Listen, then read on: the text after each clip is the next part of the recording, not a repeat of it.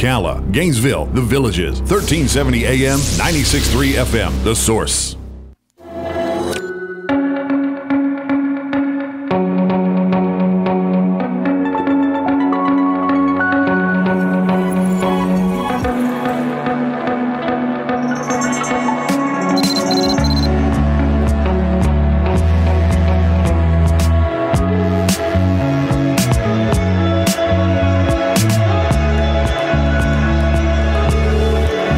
All right, 10 minutes before 11 o'clock. Thank you for tuning in. All right, I'm going to rub everybody the wrong way right now. I'm going to tell everybody something that's going to upset you. Are you ready? I'm ready. When we look out the window here, because we broadcast from the mall, just for those who don't know, and we watch the young people walking by, and some of them have their pants down low, and some of them have their hair purple, and some of them have their blue jeans all torn up. These people are changing fashion. Now, maybe you don't like the change, but they are disrupting everything that ever happened fashion-wise and braving new ground. Blazing new ground. That's the word, right? Mm-hmm. I'm looking for. Okay, so that was an example of people who are just saying, you know what? I'm not going to do it that way anymore. And it shows up in fashion in a way that, you know, the older you get, the more you're going to disapprove of the fashion of the younger generation, right? Mm-hmm. And you know it. You know, you hear people in here all the time say, what are they thinking, right?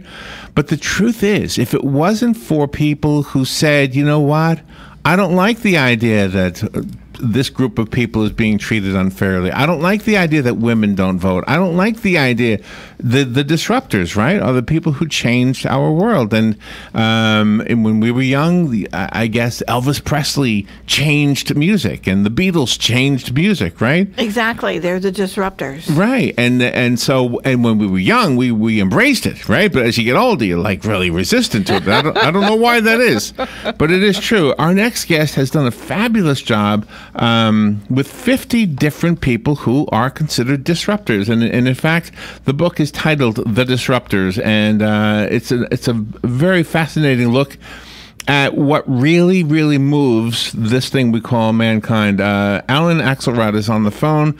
He is the author of this. He's a biographer, and 50 People Who Changed the World is the subtitle for The Disruptors. Alan, good morning, sir. How are you?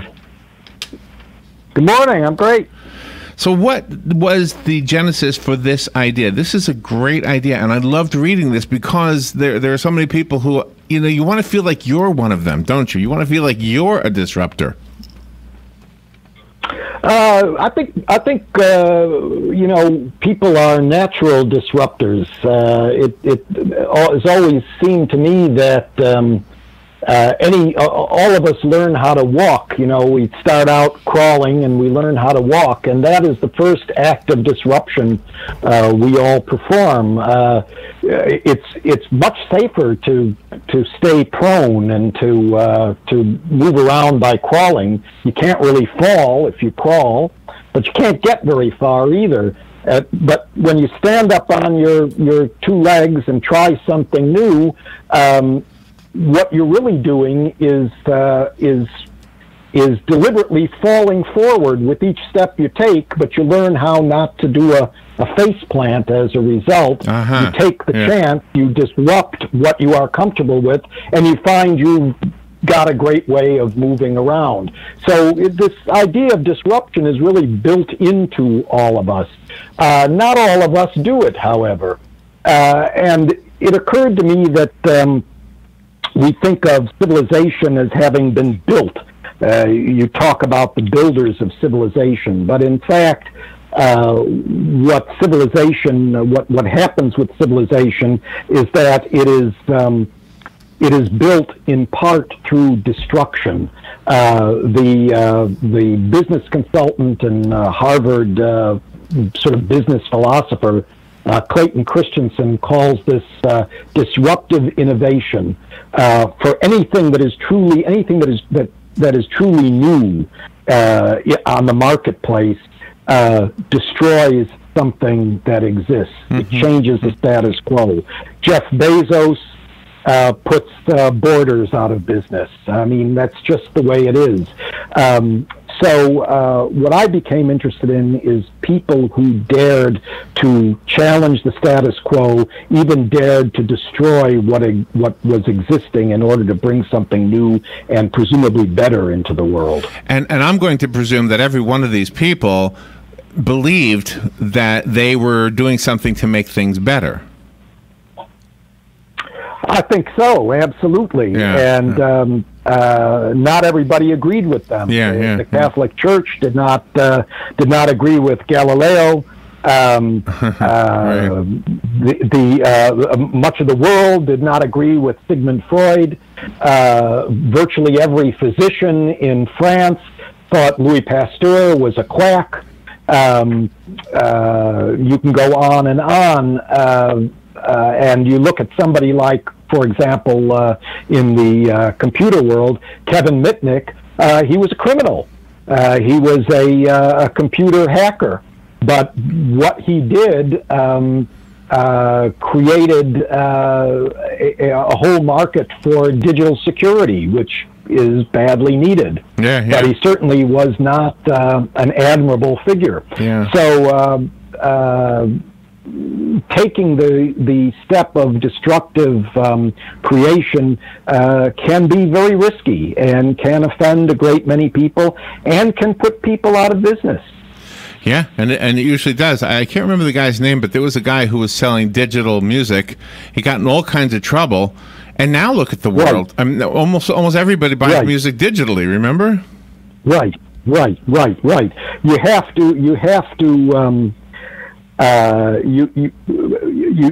to figure out a way to make that destructive innovation as innovative as it is destructive. There's a balance there. The Speaker of the House of Representatives, much beloved in the 1940s and 1950s, Sam Rayburn, said, any jackass can kick down a barn, but it takes a good carpenter to build one. And this is the exquisite balance of destructive creation. You've got to be able to do both parts. And this is very historical. I mean, you have the young lady who is now deemed as the first novelist. She was from Japan, and her dad didn't just put her in with the other ladies that, well, no, all you're good for is to find a man and have a family. He actually schooled her, and that was really totally, against Japanese culture at the time. And in fact, as much of a disruptor as Murasaki Shikibu, which is what her name was in medieval Japan, her father had to commit an act of disruption in order to put her in the position for her to become a disruptive innovator. You're quite right. I think the ones who disrupted protocol. I think the ones who disrupted maybe things along political lines paved the way for those who disrupted like physical things, like the building of a car or the improvement of how to make coffee. Or I just pulled out another. But it's just I think that the ones who disrupted philosophical thoughts or protocol, that's the only word I can think of that really fits. I think those ones paved the way so that like opening up the doors for women to be in the writing world, like the one you just talked about. Yeah, very often that's the case. One disruption in one aspect of society or civilization enables disruptions in others. And I think in our own time, the technological disruptions created by the digital transformation, the internet and the World Wide Web have enabled political and social transformations. Certainly, I would say the results of the 2016 election were in many ways driven by technological platforms. So these things in what used to be considered sort of very remote and separate parts of our civilization tend to merge much more and do so much more the further into the future we get. The book is called The Disruptors. I have a copy. If you would like a copy, call me right now, 622-9622, and I will leave it here for you at the station. I did find it on Amazon. The rest of us have to go buy it, so one lucky person will get this one. Do you have a website you want to recommend? I would just go to my author's page on Amazon. It's Alan Axelrod's author page, and you will find everything.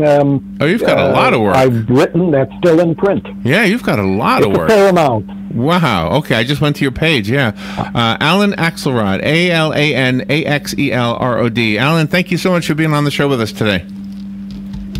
Thank you so much for having me. You're welcome. We'll be right back.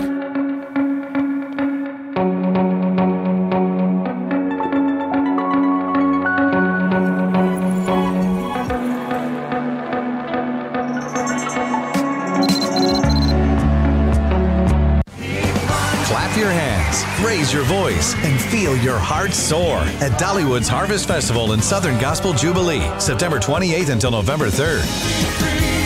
You'll enjoy over 500 live performances free with admission with favorites Gold City, Mark Lowry, The Isaacs, and so many more. Marvel at the artistry of true craftsmen and revel in all the rich colors of autumn in the Great Smoky Mountains. This is one fall celebration that is truly heaven sent. Get your tickets today at Dollywood.com. Hi, this is Tish. I've been with the station a long time, and the best part of my job is the nice people I work with. My decades of experience gives me the background to help businesses reach their goals. Whether your business is large or small, before you make your next marketing decision, give me a call. The number is 352-732-8000, or email me at Tisha, T-I-S-H-I-A, at WOCA.com. Working together, we can come up with a marketing plan that works. Here is your 1-minute news brief from the source, WOCA. Hurricane Michael has gained new strength and is projected to strike Florida's northeast Gulf Coast tomorrow. Governor Rick Scott declared a state of emergency for 35 Florida counties from the Panhandle to Tampa Bay, activated the Florida National Guard, and waived tolls to encourage those near the coast to evacuate inland. President Trump addressed an international convention of police chiefs at the Orange County Convention Center yesterday. 2 Florida construction workers were electrocuted when the equipment they were operating struck a power line in Flagler County. A 27-year-old man was arrested in Gainesville early yesterday after police say he set fire to a bathroom at a McDonald's on West University Avenue. And the Edison at Disney Springs will host a Halloween soiree to celebrate the 25th anniversary of Tim Burton's The Nightmare Before Christmas. Attendees are encouraged to dress in costume. And that is your news brief from the source.